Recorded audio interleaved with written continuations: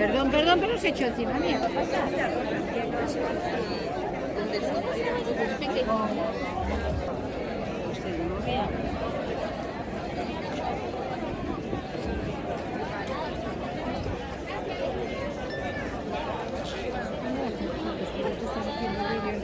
Sí, sí.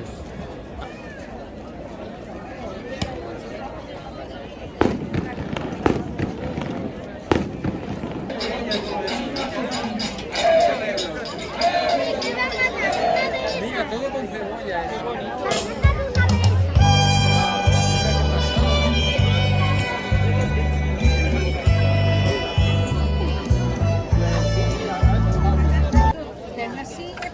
Vale.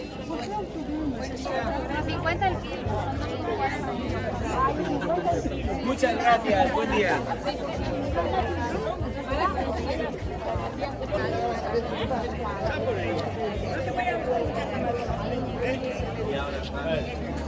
No se puede ir por ahí.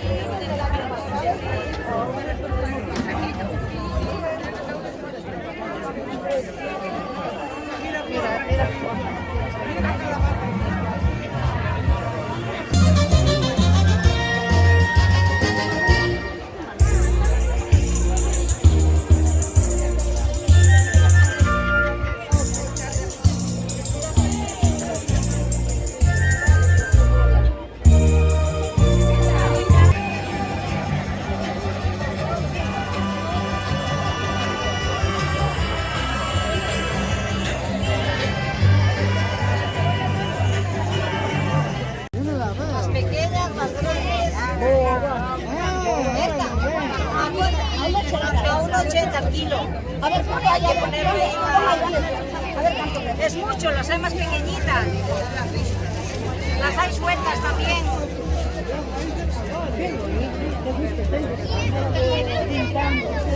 A mí me profesora.